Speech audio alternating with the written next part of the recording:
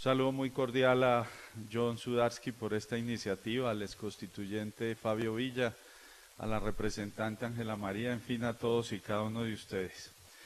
Mi intervención es muy breve, yo diría que la dividimos en dos, un concepto ideal, filosófico, y otro, un ejemplo práctico, que fue el que nosotros pudimos desarrollar cuando tuvimos la oportunidad de regentar la gobernación del departamento de Boyacá. Creo que por eso y en reconocimiento a ese ejercicio es que John nos invita, más que por lo de ostentar el cargo de congresista. Yo diría que el concepto de participación tiene que ver mucho con el concepto de democracia. Y entonces lo primero que debemos hacer es dilucidar qué es y para dónde va todo este proceso de reflexión sobre democracia. Recuerden ustedes que en los principios de la sociedad occidental más interesante que haya existido, por lo menos la conocida griega, nos planteaban la democracia como el demos y el kratos, el poder del pueblo, un concepto que fue deconstruido absolutamente por varios autores, entre ellos Sartori, demostrando con un ejercicio simple que el poder del pueblo es un sofisma, el pueblo nunca gobierna, porque si etimológicamente desarrollamos la idea de lo que es pueblo, pues llegamos a la conclusión de que muchos no participan y por lo tanto pues no tienen la posibilidad de gobernar. Por eso el concepto de democracia es quizá el que más autores ha necesitado para medio poder entronizarlo en lo que realmente es.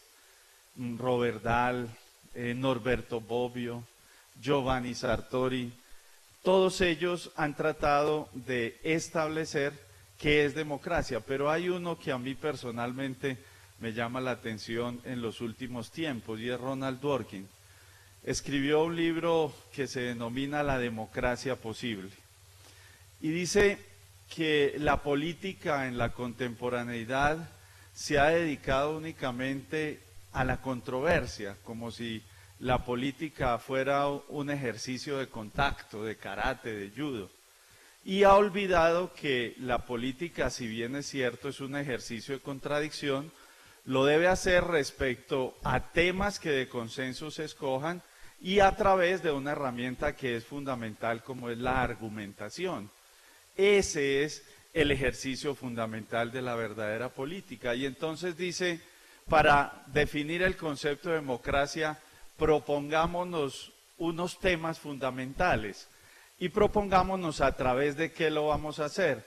Y dice, hagámoslo sobre dos supuestos. Uno, sobre el supuesto de que el ser humano es un fin en sí mismo, concepto kantiano filosófico, y que como es un fin en sí mismo, debe tener la conciencia de que él puede ser un fin en sí mismo siempre y cuando reconozca que los otros seres humanos también lo son. Y en la medida en que yo reconozco al otro ser humano, es una teoría también de la posmodernidad, entonces yo me reconozco como persona. Y segundo, pongámonos de acuerdo en que los seres humanos somos responsables y como tal tenemos dos obligaciones, una ética que es la de desarrollar mi propia vida a través de unos parámetros y una moral que es la de entender que si yo desarrollo mi propia vida sin permear la vida positivamente de los otros, pues no tiene razón de ser la vida. Yo creo que ese espacio entre la vida de un ser humano y la muerte, lo que llaman infierno, afortunadamente Juan Pablo II dijo que el infierno no existía, viceministro, entonces no hay problema. Pero ese lapso debe ser eso. La pregunta, a portas uno ya de expirar de este mundo terrenal, la pregunta, ¿qué hice por los demás? Ese es un concepto moral bien interesante. Con base en esos dos parámetros, entonces dice Dworkin, tenemos que siempre preguntarnos sobre 4 temas básicos. Derechos humanos, el papel de la religión en la política, es un tema que hay que discutir. En la comisión primera se estaba discutiendo el tema de reconocer las uniones de hecho de homosexuales en su aspecto patrimonial, y escuchaba yo intervenciones de católicos. Yo soy un católico apostólico y romano. A John le consta que yo, para tomarme un vaso con agua, me echo la bendición en reconocimiento y gratitud, ¿cierto? Y me siento orgulloso de eso. Pero ningún católico puede imponer su religión a otros.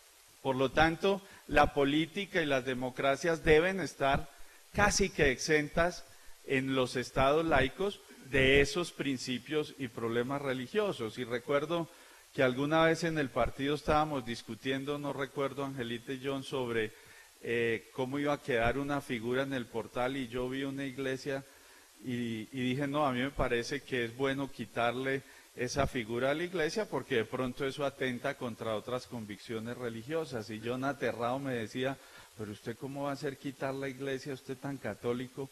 Le decía, no, yo soy católico de convicciones, pero también demócrata. Ese tema de la religión en la política, en una democracia contemporánea, debe discutirse. El sistema tributario, si es más o menos democrático, si de verdad funciona y si de verdad toda esa teoría liberal de los impuestos a través de la cual los que tienen más deben tributar más para que los que tienen menos a través de los servicios públicos logren una mayor comodidad y más felicidad, es un tema que también debe estar en la democracia. Y finalmente, las reglas de juego de un sistema electoral. Como lo dijera Norberto Bobbio, la democracia es aquella forma de gobierno en donde está establecido cómo gobiernan los que gobiernan y qué derechos tienen quienes gobiernan, es decir, esos mecanismos y esas reglas de juego que deben estar establecidas puntualmente. Y precisamente en esas reglas de juego es donde se hace necesario la construcción de sociedad civil. Y entendemos por sociedad civil cualquier interés legalmente organizado, socialmente organizado, perdón. Esa sociedad civil entonces se debe construir a través de muchas herramientas como las que hoy con beneplácito vemos que el gobierno y que el viceministro muy doctamente nos ilustra. A mí me parece que para construir sociedad civil o para construir verdadera participación democrática no es necesario tantos decretos ni tantas leyes. Yo soy un naturalista convencido y a mí me parece perversa la actividad legislativa. A uno como congresista lo ponen a estudiar proyectos de 120, 140 artículos que tiene que estudiar en un mes. Miren, el Código Civil brasilero se demoró en hacerse 30 años y nosotros aprobamos leyes de más de 100 artículos en 1 o 2 legislaturas. A la larga eso es irresponsable. Es más, a los congresistas nos miden dizque por el número de leyes que logremos proponer y aprobar, cuando hay otras actividades muchas más interesantes que podríamos desarrollar los congresistas. Y una cuñita, ayer John en la W con certera y con carácter decía, en el Congreso no son tan vagos como uno piensa. Yo hasta ahora llego al Congreso y la verdad se trabaja mucho.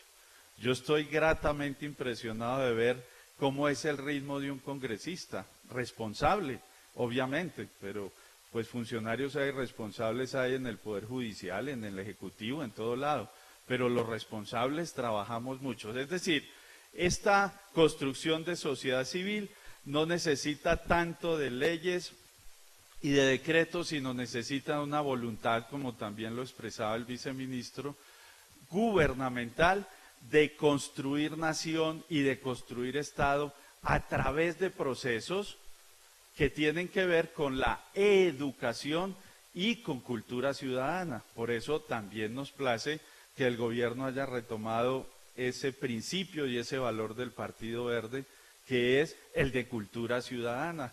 Nos parece que esa agenda es fundamental y en eso nosotros seguramente estaremos comprometidos.